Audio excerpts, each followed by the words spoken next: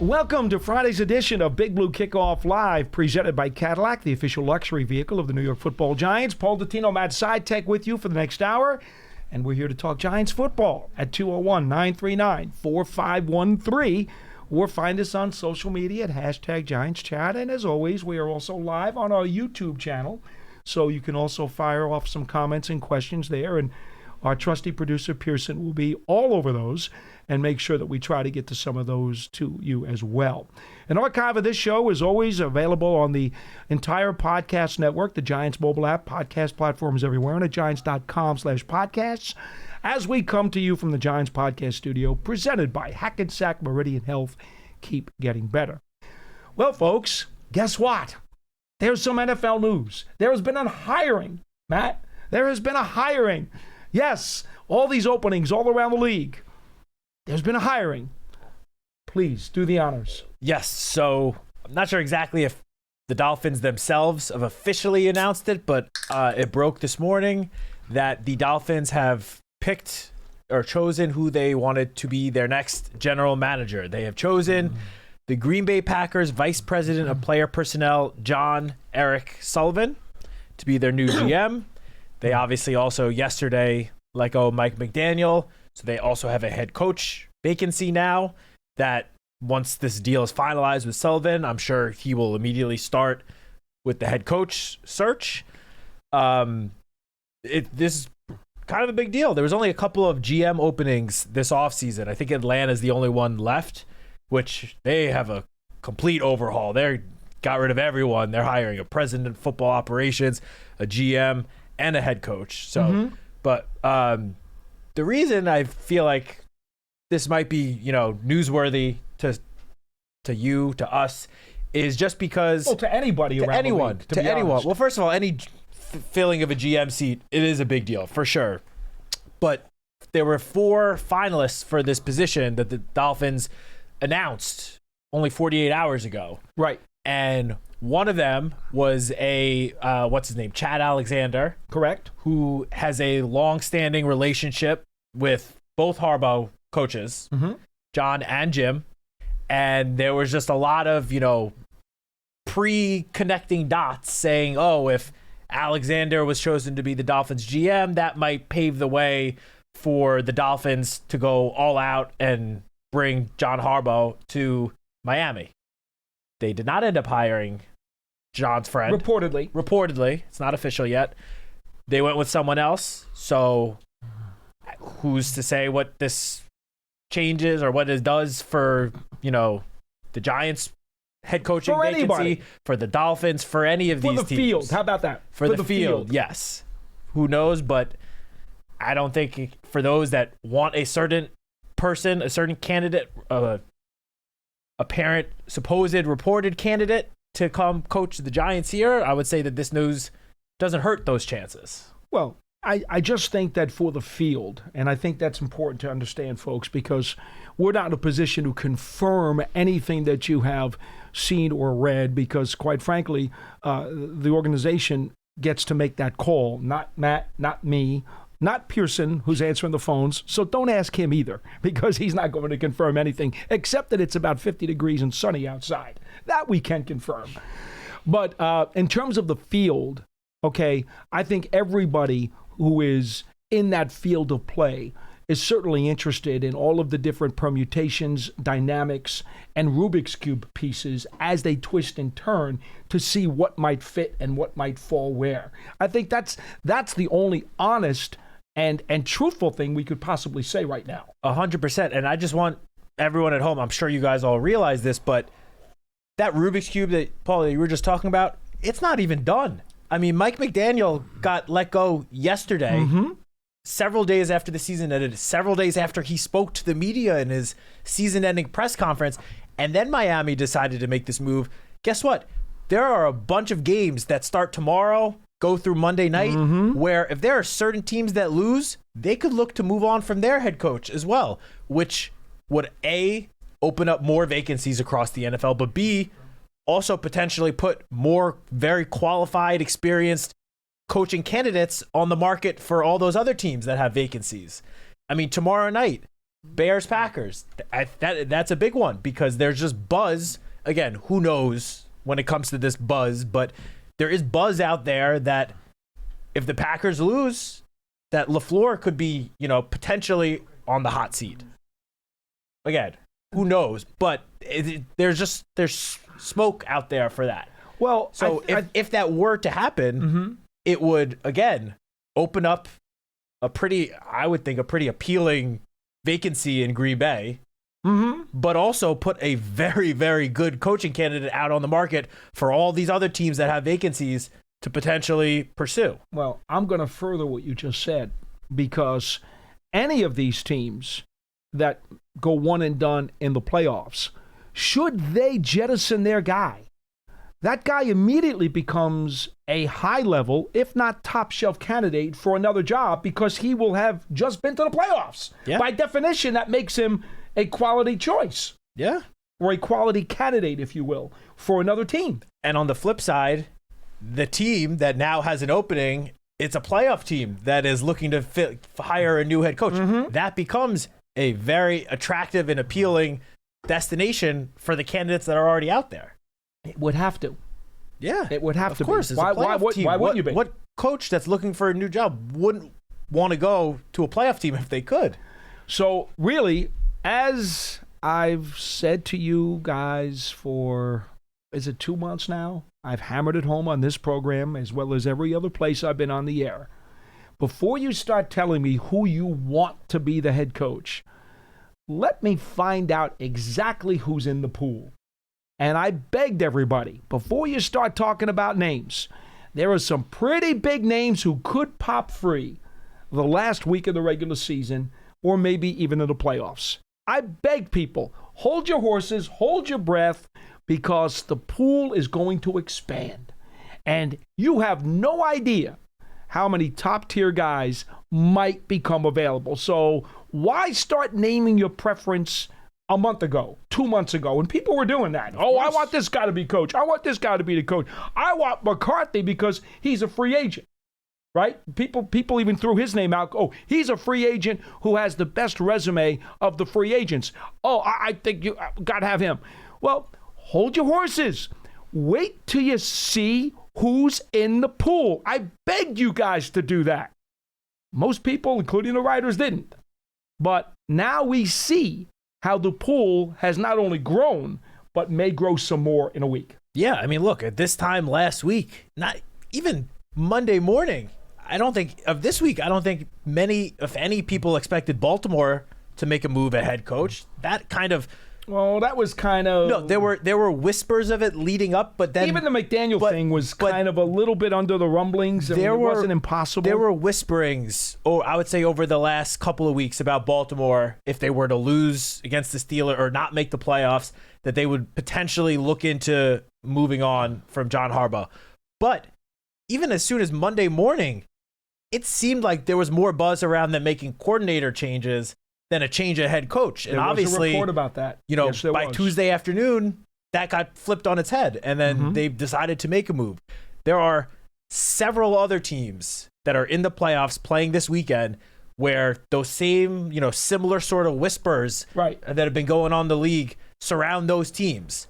There's at least 3 that I can think of that are in that situation. Again, none of them could end up making a move. All of them could end up moving on from their head coach. We don't know. We'll find out in 72 hours from now. But this game of musical chairs in terms of head coaching vacancies is I'm not even going to say so far from being over, because it hasn't even truly started yet. Because there are more chairs that could potentially become available in the next couple of days. And look, quite honestly, the most surprising of the guys who was released, I think, because there was the least amount of buzz, was Mike McDaniel. And the timing of his release, too, also made it rather surprising for me. They obviously let go of their GM at this point months ago. And that, I feel like, immediately put Mike McDaniel on the hot seat and put a lot of eyes towards him. But that Miami team rallied around Mike McDaniel. They closed out the season strong. If they started the season the way they closed it out, they probably would be playing this weekend. So I guess it was a little surprising. I was more surprised about Mike McDaniel specifically just because normally teams don't have the head coach go speak to the media in the end of season press conference a day or two after the season ended and then move on from the guy. If they're going to make that move, typically it happens before you trot the guy out there to speak for half an hour to the media.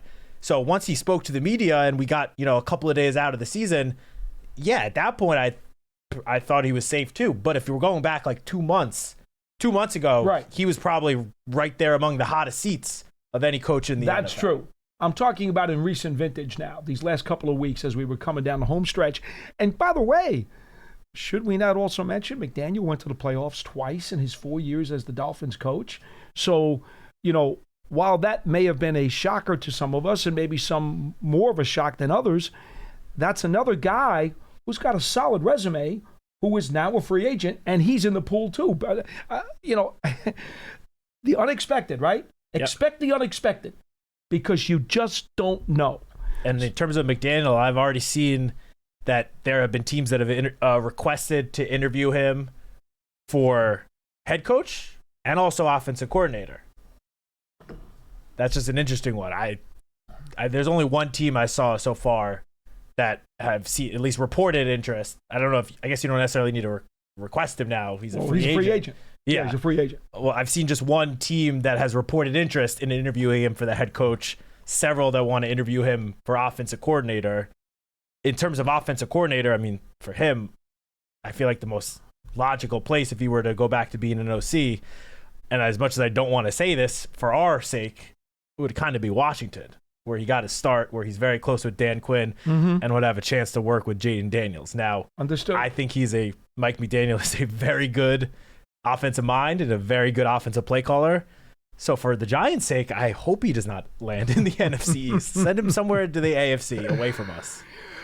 Folks, this is the first weekend of the NFL postseason. Just in case you have not taken a look at the schedule because you've been so tied up reading rumors about coaches and general managers, tomorrow you've got the Rams at the Panthers, the Packers at the Bears, the Jaguars hosting the Bills, the 49ers heading to Philly to play the Eagles, and the Chargers going to play the Patriots. That's on Saturday and Sunday. That's over the weekend. And then Monday night, you've got the Texans going to play the Steelers. So that's what the whole first round looks like. And if you just listen to that list of names that we just talked about, I think you can figure out by looking at the internet and reading all of those wonderful, juicy, tasty rumors that, yes, indeed, there are at least 3 coaches that have been rumored to potentially be on some thin ice if they should get knocked out this weekend. So you can digest that as you will. 201-939-4513 is our phone number here on Big Blue Kickoff Live. And we will go to the phones and start with James in Georgia. You're on line 1 and you're first on the show. Hello. Hey, guys. What's going on? Hello. How you doing? Happy Friday. You too. Happy Friday I called not too long ago just with my coaching searchings and things like that. With you saying, let's leave the names out of it, last time I called, I didn't really get to my point about the coaches with the kind of searching criteria I put together. But if it was me, instead of just throwing names at a wall, like you're saying, I wanted to have, if at all possible, because I know the head coach usually picks his assistants and all that, right? Correct. If you can, and I also know, just getting off of, this is not going from lateral move. This is expecting people to take advancement, right? Like, I don't want to bring lateral moves over. Well, before you go further, remember, even if you want to advance a guy, you do have to ask for permission. If the guy currently works for another team as, let's say, a linebackers coach or a quarterbacks coach, and you'd like to interview him as a coordinator, you've got to go to that team and say, can we talk to him about this promotion? And that doesn't always get granted. Oh. So be careful. Yeah, I mean, there's a guy are not like almost guaranteed. No, I mean, there's a guy, one of the reported candidates for the Giants opening that the Giants wanted to, interview to be their offensive coordinator years ago. And at the time, the team that had him as a position coach blocked it. They were like, no, you cannot interview him, despite it being what would have been a promotion from a position coach to a coordinator. Wide receiver coach to an OC. So teams don't have to allow it. Most of the time they do, but they don't have to. It's far from a guarantee. Okay. That's the point. Okay. Well, even with that being said, if I was Joe Shane, my thinking would be or my wish list is sort of a mosh posh of coaches. Take the number one ranked units, because statistics are really all we can, go off of in this game. Take the number one ranked units and give me a guy from that coaching staff to rebuild my own staff. Like the number one defense this year was the Texans. Correct. And the Texans were number one, and then somebody else was right behind them. I just looked it up, but if I'm was Denver going to rebuild my, they were up there. Yeah, Denver. So I think I do like Raheem Morris as my DC, but give me somebody from maybe if they have the number one defense, give me their linebackers coach as my head coach. You know what I'm saying? Let's give the step up from that unit to come over here. Let's put together from, John Harbaugh's available, and statistically, Baltimore had the number one offense this year. So you're thinking is raid someone's staff from teams that were at the top of the NFL charts and then promote even those college guys levels if you want to reach. You're willing to go college level as well, and really that's part of the questions that you have to answer before you even decide on the name that you want. You have to decide which of the shoeboxes are you reaching into. Right. I personally would reach into the box that has a head coach with previous NFL experience who has at least been to the playoffs. That's the first box that I would reach into, but that's just a personal preference for me. That does not speak to anything that's going on in this building. Yeah, I mean, Joe spoke about this when he spoke to the media the other day, that they're casting a wide net. Yeah, but they're going into this process without any specific requirements. Correct. For who they want to hire. It's not like they have to have previous head coaching experience. They don't have to be an offensive coach or a defensive coach. They're throwing the net wide and seeing kind of what lands, who the perfect fit might be.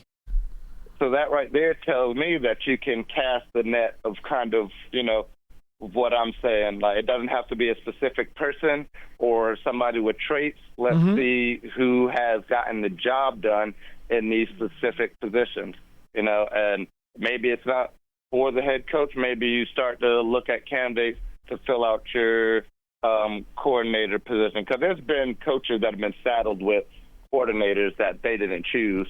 It doesn't always work out. You want, good marriages in the organization. You don't want to ever saddle somebody with, somebody else. But if you like I said, take the best running backs coach and bring them over, or whatever the case may be. And my last point, a couple of the exit interviews, what I really don't like sometimes is trying to project a guy into doing something that he's never done. And I know the last couple of weeks we've been talking about Jackson Dart has to learn how to do things that he's never had to do in college.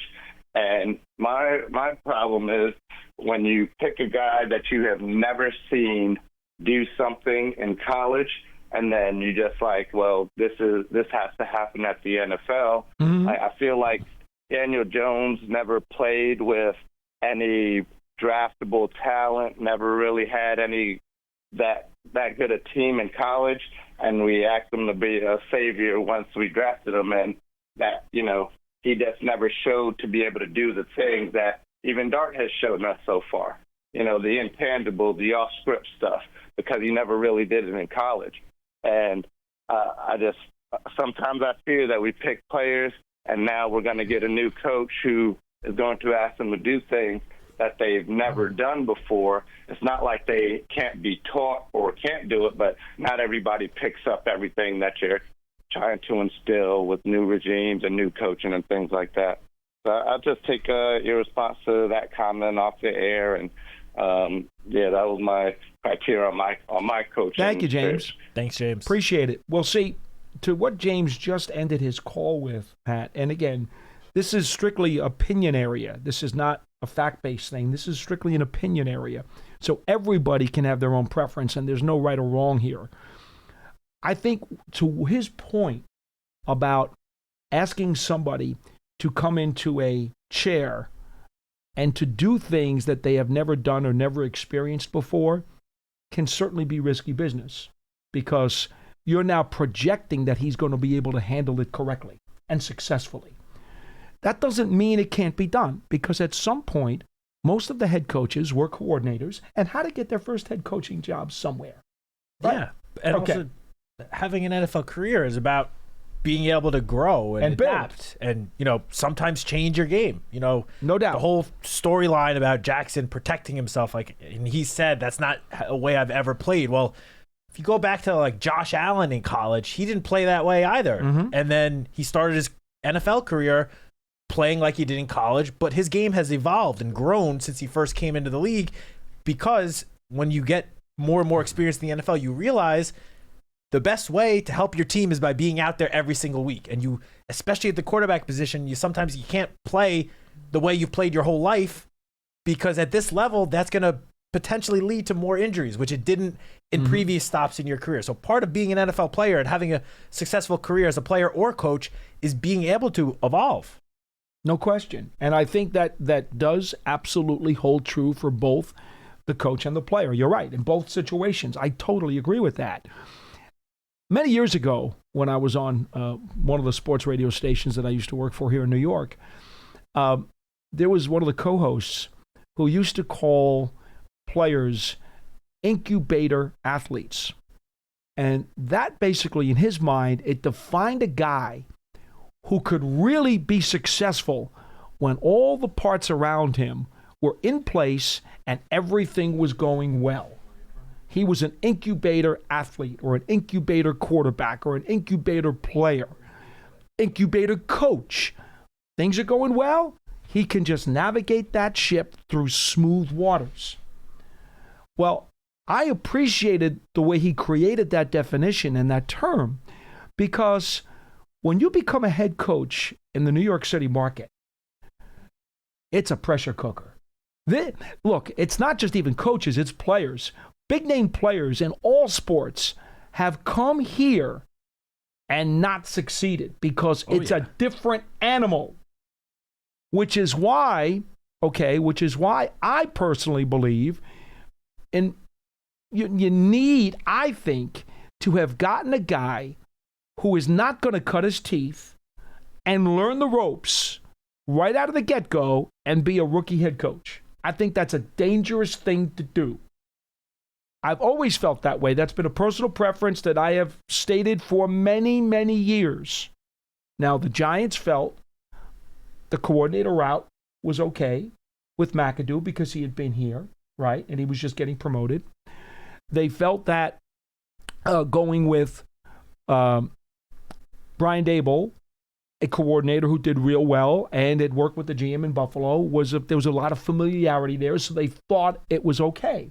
They found avenues to say, well, there could be a comfort zone here. We think there's a reason that we can make it work. And I understand that. I honestly do. Even Joe Judge, who worked with Bill Belichick in New England, which is a very similar market to us, but not quite as hot, of course, coming from the Belichick tree, felt like, okay, there's a line of comfort there. He's got a better chance to make it work. Well, unfortunately, those things never worked out. The one head coach who came here was Pat Shurmur. He did not do well in Cleveland. Nope. As it turned out, the fact that he was unable to navigate the Browns out of a hole in Cleveland turned out to be a foreshadowing with the Giants, because when he got here, he couldn't navigate this team out of a hole either. So you have to digest all angles of the equation when you decide which shoebox you're going to grab from. And maybe I'm just a little paranoid because I see how it's worked out the last decade. And maybe that's part of what's also pushing me in my direction of wanting a head coach with NFL experience and with playoff experience. And hopefully, you know what? Hopefully he's already gone through a losing season and has had the experience and the knowledge and the know-how of how to dig out from that. Because that would serve him very, very well, Mr. X, Mr. Coach X, if he comes to the Giants and things get off to a rocky start. You want somebody who knows how to straighten out that ship if water's coming into the hull. Yeah, no, 100%. I mean, again, there's a variety of different characteristics, I think, me personally, that I would say are very important in whoever the next leader of that locker room is here.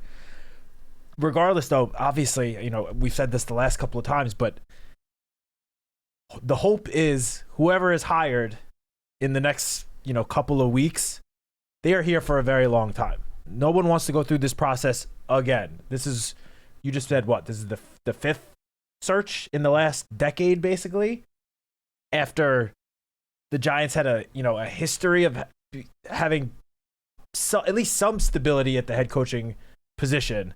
Obviously, before Tom Coughlin, there were guys that did not last as long as Coughlin, but longer than these, 2-year stints that we've unfortunately grown somewhat accustomed to the last decade. Whoever it is, the hope is that this person is here for, a decade plus, and you'd love to see it. That's the hope, because no one wants the constant change and turnover. It's not good for anyone. It's necessary. It has been, I'd say, every time the Giants have moved on from a head coach, after 2 years or even after Dable, after 3.5 years, it was necessary. Time was up. It was very clear it just wasn't working and a change needed to be made. This next guy, whoever it is, hopefully it is the right pick where this person's here for a very long time.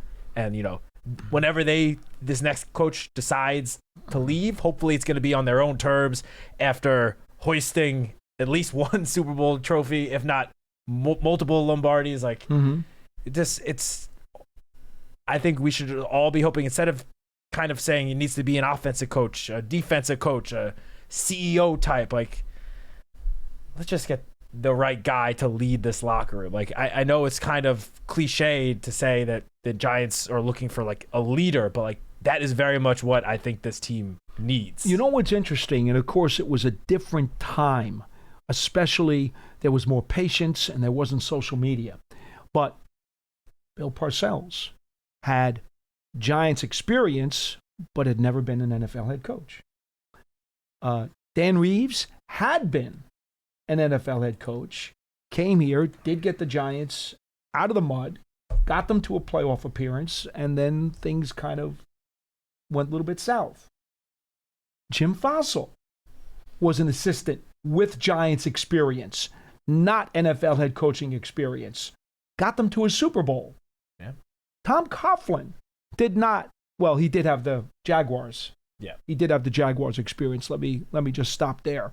So the point being, you've actually had multiple situations here with previous NFL head coaching experience and without that worked and that didn't work, which is why, folks, there is no right answer. Everybody can have an opinion or an angle on this. There is no right answer other than the Monday morning quarterback who can tell you 3 years from now you picked the right guy. That's the right answer. Yeah. And at the end of the day, we can all have our opinions. Not everyone's going to agree on, we need to hire this one candidate. Everyone's got their own opinion. At the end of the day, the only people whose opinions truly matter are the decision makers upstairs. They're upstairs. Joe, they're upstairs. Mr. Mara, Mr. Tisch, whoever they decide. It's their opinion that at the end of the day is all that really matters. All right, let's go to Jake in Columbus. You're next on Big Blue Kickoff Live. Hello. Hey, guys. Thanks for taking my call. Sure thing. My thought is, and Paul, I know you don't like hypotheticals, but I'm going to bring you into my dream world here for a second. It's okay. My thought is, if we are able to get someone like Harbaugh, who is that CEO type, coordinators are obviously very important. And I've heard callers over the last couple of days talk about the potential retention of a guy like Kafka at OC. My wonderment is, do you think Brian Daboll would be willing to come back as OC? He's been a hot name in the reports for OC positions. It's a known commodity in terms of people know that he's a good offensive mind, good offensive coordinator. Clearly he loves Dart. Dart loves him. It would avoid us having our second-year quarterback being in another system in his second year. It sounds like, based on the reporting, he's been talking positively about his experience here and his experience with ownership. Y'all would probably know better than I would in terms of how he's seen in the building and how that all went down. It didn't seem like it was a really negative, bad blood firing, just that it wasn't working. It's with him as the head coach. So I guess I was just curious on your thoughts of potentially bringing someone like that back in that kind of position. I don't know if he'd be willing to do that, but I feel like it would be a really good move, and I can take your answer off air. Okay, thanks for the call. Thank you for the call, Jake. All right, the first part to this answer is none of us have any idea what he thinks about his potential future, and none of us know what upstairs thinks about, bringing guys back into the fold a second time. But history tells us in the National Football League that head coaches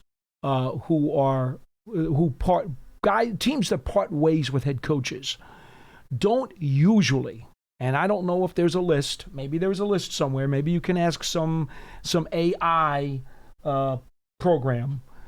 I don't believe that head coaches who are jettisoned come back to be coordinators, at least not quickly.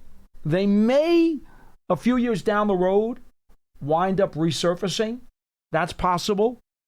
But I don't know of any instance when it's happened within a year or within the same year. History tells me that's never happened before. And so I would let that be your guide. Yeah, I mean, I've come to learn when it comes to, these head coach searches, to not be surprised by anything, because anything could happen. I can confidently say I would be so thoroughly shocked if that ended up happening, months after he was let go. It would be so far out of the realm of history or possibilities. Yeah, as you mentioned, Paul, there were two, as soon as you brought this up, there were two guys that immediately came to mind for me, and I looked it up.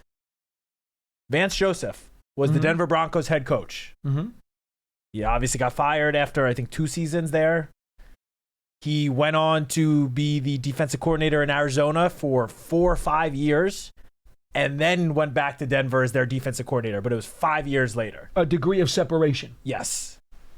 5 years later. And then the other guy, not exactly the same situation, but Raheem Morris was in Atlanta as their defensive coordinator. He was their interim head coach. Not full head coach, but he was their interim head coach. Mm-hmm. Then went on to the Rams. Spent, I think it was 3 seasons with the Rams. Yeah. And then the Falcons hired him to be their full-time head coach. Obviously, they have since moved on after 2 seasons, but that's besides the point. He was brought back. But again, that was after 3 full seasons apart. Mm-hmm. I cannot think of one instance ever where a head coach that was let go in the middle of the season was brought back to be a coordinator just a couple of months later. I've heard of situations where an interim head coach got passed over for that full-time job and then stayed on with the next coaching regime in his former position. Which doesn't happen a whole lot either. No, it does not happen often, but it happens more often than this other situation. Oh, yes. No question. So I'd be less surprised about, Mike Kafka potentially, if he were to stay on as OC with whoever's the next head coach. I'd be less surprised about that. But even that might be, that would be, I think, a little surprising as well. And remember, the new head coach of any organization is always going to be the guy to pick his coordinators. I mean, it would probably be a needle in a haystack chance that he would actually want that guy who left the building to immediately turn around, do a U-turn, and be his coordinator. The odds of that happening are probably like a gazillion to one. Yeah, I mean, look, every head coach has an idea of the sort of offense and defense that they want to run. Even guys that are not offensive or defensive play callers, they still know, like, I'm not going to be the one to call it, but this is the type of offense I want run on my team. Sure. Or defense. So chances are whoever the next head coach is will have that same mindset and be like, this is what I want to run on offense, this is what I want to run on defense. And again, you never know, but chances are they want to end up bringing in their own offensive play callers and defensive play callers if they're not doing it themselves. That's just what history shows us. That doesn't mean we've seen that there's a first time for everything, first time in a while for everything. So let's lean on history. For the purposes of this discussion, let's lean on history. Yeah. Special Olympics, New Jersey's annual Snowball is heading to Rutgers SHI Stadium in 2026. This annual flag football tournament will be on the field of Rutgers Stadium from March 6th through the 8th coming up this year. The 6-on-6 tournament will feature competitive recreational and co-ed divisions, and all proceeds benefit thousands of Special Olympics New Jersey athletes across the Garden State. Register your team today at njsnowball.org. That's njsnowball.org. Don't forget the Giants Huddle podcast also continues to be up year-round. Pearson, if you want to chime in here and let us know what John has in store in terms of NFL or Giants personnel. Yeah, we had Diana Rossini on yesterday, and she talks about coaching search. And then on Monday we'll have Baldy again talking about the offseason and what positions the Giants should prioritize. Always love hearing from Baldy. And if anyone, wants to grasp on to some actual, football, Giants football content before we really get into all the off-season stuff, we did post a couple of videos to Giants.com, Giants YouTube, and the Giants app. We did there was a Sights and Sounds, which those are always awesome, just getting a behind-the-scenes look from the Cowboys game on Sunday. And then also Daniel Bellinger was mic'd up during the Cowboys win. Yeah. Obviously, he was on the receiving end of that crazy Jackson Dart shovel pass play that Daniel Bellinger went on to make what might have been the best play I've seen him make, at least with the ball in his hands, since he was drafted here 4 years ago. It took till the last game of his 4 seasons of his rookie contract, but that play was amazing. He weaved through the Dallas Cowboys defense like it was nothing. I told him in the locker room it was Mahomes to Kelsey all over again. Yeah, it was really cool. That was impressive. So it's not that one's not too long of a video, but he is mic'd up, and that play is in the video itself, the celebration after. So you want to have one final grasp of some, real on-field football content, check those out. Don't forget the Giants' official connected TV streaming app is also Giants TV. It brings original video content and, of course, all kinds of cool stuff on demand to Big Blue fans. It's free on Apple TV, Roku, Amazon Fire TV, and the Giants mobile app. Oh, that actually just reminds me. And yes, it's not up yet. It will be up in the next, maybe as soon as we get off of air here, but sometime in the next hour. Mm-hmm. Another video, which I think you guys will find very interesting. Madeline Burke sat down with a certain quarterback of the Giants. I don't know if you guys remember last year, Malik Neighbors, after his rookie season, sat down and had a sort of lengthy sit-down interview. Does he have a single-digit number? He does, yes. Malik did it last year, spoke with Madeline about, his rookie season. Moving forward, Madeline sat down with Mr. Dart. That's going to be up very shortly. Highly recommend checking it out. Just another great insight into Jackson and the person he is both on and off the field. All right, let's go back to the phones. Ron in New Jersey, you're next on the show. Hello. Hey, guys. Long time since we've spoken, and following with the conversation so far. Welcome back. Thank you. And picking coaches, I do get a little crazy when people talk about offensive-minded. We need offensive-minded because presumably the head coach coaches both sides of the ball. So I think that's overplayed. But here's my question. I've been fortunate enough in life to be in a leadership position and surrounded myself with people who knew their areas of expertise better than I did. Mm-hmm. And the success, whatever success I've had in life, I can mostly attribute it to them. When coaches today are going in for these interviews, are they interviewing the person or are they interviewing the staff? Yet, how much Both. are coaches expected to know? And this is where I think experience would give them an edge. But to say, hey, I know Bill's coming up my OC. I know Teddy's going to be my DC. Do you have any insight as to Ron. how that works? Yeah. Here's what happens. If the guy knows he's got a scheduled interview with Team X, what he does on his own, because remember, he's not employed by Team X yet, right? Correct. At the moment, he's available. No guarantees. I get that. So he can make phone calls to anybody he wants to and say, hey, my man, I'm going to go interview with Team X, and I really would like you to be my OC or my DC. And I'm going to tell them that, you're going to be my top priority to do this and that. And he's going to call as many as, who knows, 5, 10, 12, 15 people and say, I'm going to go for this interview with Team X. And I'd love to be able to tell them that you are a great person of interest to me. And if I get the job, I'm going to ask for permission to bring you over. And I'd like to know, do you think there is a real good chance that you would come? Now, that doesn't mean the team that they're working for is going to allow that permission, which is always a sticking point. That's understood. It's always a sticking point. But Team X, when they then sit down with that guy, and they start listening to what he's talking about, they're going to say, okay, and by the way, who are you going to look for your staff? And how confident are you that you're going to be able to get them? That's going to be part of the conversation. There's no doubt. And I've said before, gives you an edge then if you have that network. Sure it does. Absolutely it does. Good. And I have said many times that if there are two head coaching candidates that are very close, well, listening to how they're going to make up their staff could very easily be the tipping point for me. And I might just say the guy who's a little bit ahead, maybe all of a sudden he falls behind when I hear the guys he wants to bring in. Yeah, 100%. I mean, as important as the next head coach for the New York Giants is, and obviously, as I just said before, absolutely crucial hire in the next coming weeks. But who is calling the plays on offense and defense? I would put it as, the head coach is the most important. Those two positions, very close number 2. Because obviously, as Joe himself mentioned, one of the things that is the most important in this hiring process is, what is your plan for Jackson Dart's development? Right. That is crucial. So whoever is the offensive play caller, whether it is the head coach candidate himself or whoever he plans to bring along as his OC, that position is so crucial because Jackson Dart's development is going to play a huge role in this team's success in the coming years. And the same goes. I would think they'd even know the quarterback coach by now.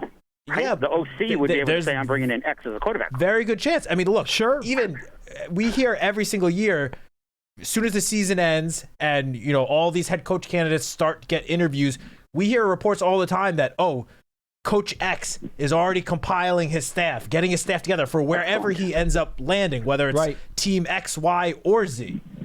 So I would think that all or most of these candidates probably have an idea, at least high level idea of who the important people on their staff are going to be. And Ron, I would add one other caveat if you'll let me do that, and that is the offensive line coach. As far as the positional coaches, to me, that is right up there with the coordinators. I think because we all know without a good offensive line, you're not going to have a good team. I agree. All right, real quick, just as a practical matter, when can we expect to know this? To know who the coach is and the staff? To be 100% honest, well, first of all, I'm going to separate the two.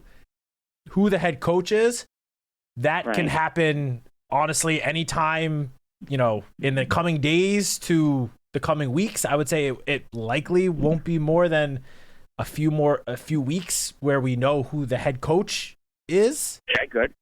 In terms of the staff, that could vary. It could be whoever the head coach is could kind of come out right away and be like, this is who I'm bringing as the OC, this is who I'm bringing as the DC, special teams coordinator. But there are other times where it takes weeks to fill out the staff, where we might not know until the combine who the full coaching staff is. That varies. The more head coaching slots drag on, the longer it's going to take to compile the staff. Because let's say Matt is in contention for a head coaching job, right? And he goes in, and even if it's 3 or 4 days from now, Team X says, Matt, you're our head coach. And Matt's got his whole staff. And now you start asking for permission to get those guys to come over. And all of a sudden you get denied. Well, now you got to start asking other guys. And that takes time. And not only that, but as I mentioned before with just one example of Mike McDaniel, but there's more than one.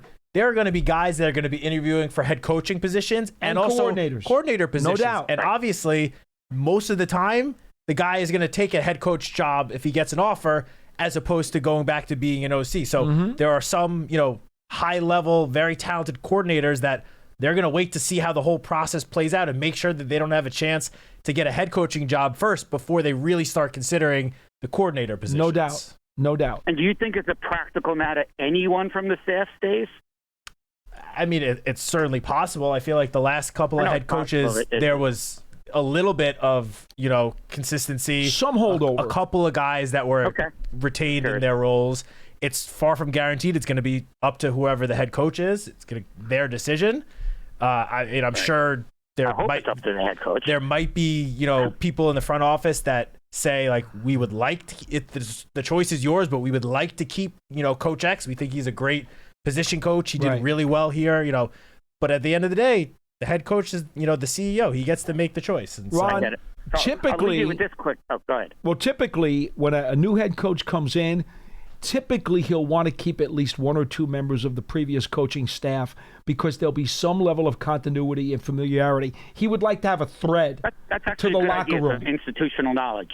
Yes, exactly. Yeah, I like that. Typically, there's 1 or 2 on the staff that will remain. They probably won't be high-level guys. They'll probably be more positional guys. They won't be coordinators in all likelihood. But just to keep a thread to the locker room, he'll want to make sure there's a familiar face on the team. So it's usually 1 or 2 under most circumstances. Now, Joe Shane did say, when he was asked about this last week, or this past week, he did say he would take those requests on an individual basis. So while he's trying to name a head coach or look for one, if another team comes to him and says, we'd like permission to talk to assistant coach X, he said, look, I'll take it on an individual case basis as to whether or not we'll let them go talk to them. Right. Because he also wants to protect his own interests, knowing that maybe the guy he brings in wants to keep that guy. Right. And then, of course, the gravitas of the coach that comes in will matter, too, as to who he wants and doesn't want. Of course. And so we know, Paul, I'm your age. We've met at practice a few times. We've had 2 Super Bowl winning head coaches in our lifetime of the Giants. Sure. I want somebody in the mold of those 2 guys. That's my 2 cents. I got you. But keep up the good work, guys. I appreciate it. I love listening. Thank you, Rod. Please call again. The one thing I will say, just to a comment you just made about coordinators are not typically held, I will say there is some recent examples within this building of coordinators being retained through head coaches. I mean, Thomas McGahee was hired by Pat Shurmur to be the special teams coordinator. He was there for those 2 seasons, 2 seasons with Joe Judge, and the first 2 seasons with Brian Dable. Very rare to see a guy last through 3 coaches. 100%. Very rare. 100%. But there was also, when Brian Dable was hired, there reportedly was interest in him retaining Patrick Graham at his position, and then Patrick Graham ultimately decided to take a different DC job. But reportedly there was interest about and I think Dable even spoke about when he first was introduced as head coach in early 2022 about wanting to keep Patrick Graham as the defensive coordinator. So those are just 2 examples of the last couple of years where the head coach either did keep one of the coordinators or had a strong interest in keeping the coordinator, and then the coordinator himself decided it was time for a change. But it's not completely unheard of, is my point. Right. And by the way, Thomas McGahee was actually let go by the Buccaneers within the last 24 hours. A guy who, it's no secret, he battled through cancer and went through a living hell in a fight for his life, and is a hell of a guy. Yep. And a really good coach, to be honest with you. I'm a little surprised that things did not work out in Tampa and they set him free. But a guy who I will always root for. Yep. To be honest with you. Respect for. Always. And quite frankly, that's one of the things that happens over the course of time. You will find that just because the way the coaching cycle goes, it's not a reflection very often, not always, but it's not a reflection on a assistant or a coordinator who moves on because a new head coach came in. Sometimes, in fact, very often, it's strictly a preference that the new head coach wants guys from his background or from a certain coaching tree, and it doesn't mean the guy you had, Coach Y, if you will, it doesn't mean that Coach Y was bad at his job. He could be great at his job. But because the new guy comes in and just says, look, I got my guys, you're gonna have to go. Yeah, I mean, as I was saying before, head coach candidates go into interviews with an idea of like what they want to run on offense or defense. So if they want to run a certain system on either side of the ball, and the coordinator that had been at the Team X previously, that is still technically under contract, runs a completely different offense, then obviously it's just, you don't want to try to put a circle peg into a square hole. Like, it's just not going to fit. You want to bring in the guy that's going to run the type of offense or defense or special teams that you want to run. Mm-hmm. So I agree. It doesn't necessarily mean that the coordinator is bad. I mean, a lot of the time we see these coordinators land the same position with another team. Again, T-Mac was just one example. Immediately got picked up by Tampa Bay and was their special team coordinator for a couple of years. Patrick Graham has been in Vegas as their defensive coordinator for 4 years. Tom Quinn is in New England. Yeah, I mean, there's a whole list of former Giants coordinators that are still coordinators. No question. All right, quickly, before we go, unless somebody else wants to chime in at 201-939-4513, quickly about the playoffs coming up. Yep. So the first two games that we talked about earlier, the Rams, Panthers, Packers, Bears, those are the Saturday games. And then the following three are the Sunday games, and then the Texans and Steelers are on Monday night. Is there anything in particular that tickles your fancy about something that you are really curious about, that you really want to see about this weekend's playoff games? Yeah, to be honest, there's something in almost every game that I'm interested in seeing. I'll just keep this brief. The first game, Rams-Panthers, Matthew Stafford, potentially league MVP with the season he had. Can he put together another, Cinderella storybook run in the playoffs now, which starts tomorrow night or tomorrow afternoon? Well, Devontae Adams has been cleared to play, so he will be out there. But yes, is he going to be fully healthy? Is it going to be just leaning on Puka? We shall see.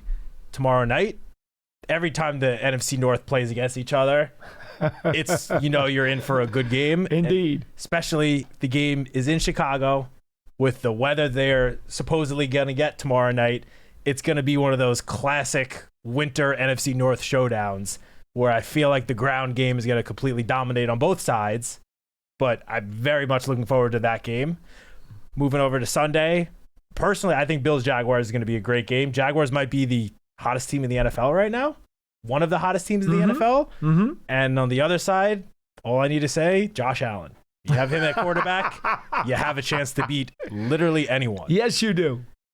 49ers-Eagles might be the best overall game of the entire weekend. I mean, those are two teams. I know the 49ers coming off a not-so-great offensive performance, but that is still one of, if not the best offenses in the NFL when everyone's healthy. And the Eagles, when they're firing on all cylinders, right up there with the 49ers. Yep. And also, NFC East, I will, just always root against the Eagles. No doubt. Sorry. I got you. Chargers, Patriots. Again, Patriots, Drake May, the other guy in the MVP race with Stafford. Even though if you look at their stats, kind of, I don't know how it's much of a race. I know. One guy's stats are a lot better than the others. That game is very curious to me. I don't know how that one's going to go. I don't know either. And it could be either really, really fun or it could be a real snooze fest. Yeah, because those are two very good defenses. Yeah. I know the offense is in every game, the offense is the splashy thing that people want to see, a lot of points and stuff, but the Chargers defense is very legit. There's a reason why Jesse Minter across the NFL at all these different head coaching openings is getting a lot of interest. And then 14-3, New England Patriots under Mike Vrabel and Drake May. I know. That's the quarterback head coach duo that has got some people, maybe even our producer here, dreaming about the old days in New England with a certain other quarterback and head coach. He needs to relax. Who, Pearson? Yeah, he does. He needs to relax. Pearson, you know what? I see the phones are ringing. A couple people want to get in here. Let's try to just sneak in 2 real fast ones. We'll put these people on the no-huddle offense, and we'll see if they can just sneak in here. And just real quick, Finally, Texans-Steelers. Last game, Texans-Steelers, that might be the one I'm least interested in. I don't have much to say about that. I feel like that's going to be just a low-scoring, gross game. I guess Aaron Rodgers and potentially his last year going up against the best defense in the NFL. Let's see what he can do. But if that game ends up being, 16-13, I would not be surprised. I get you. The 2 things about that game, 3 things about it. Rodgers, yes, possibly his last game. Tomlin, who knows what's going to happen to him. And then the fact that the Houston Texans defense, I love watching them. I'm a big, big defensive lover. So when I see what the Houston defense does to people, I get excited watching their tape. All right. Defense is legit. That's for sure. All right, let's sneak in a call here if we can get to this one. Pearson, what do we got? Giovanni, let's go. You're next on the show. Hey, Paul. Hey, Matt. How you guys doing? Hi. Good. How you doing? Hey, good. It's been a while since I talked to you guys. So I do have to say, I think a lot of Giants fans are just split right down the middle between Kevin Stefanski. I know personally myself, I think he's just another Pat Shurmur. Not a huge fan of him. I don't like him at all. I think he's going to have a potentially huge bust factor as a head coach. You do know he's won 2 NFL Coach of the Year awards, right? Yeah, I understand. I mean, just to be fair, the track record between him and Shurmur is quite different, just to be fair. Right. The last 2 seasons are just like how Brian Dable's seasons have gone, so I don't really see any upside to him. Okay. I don't like him at all. But John Harbaugh, Giants fans got to kind of keep their cool. I'm not really sure what the expectation is.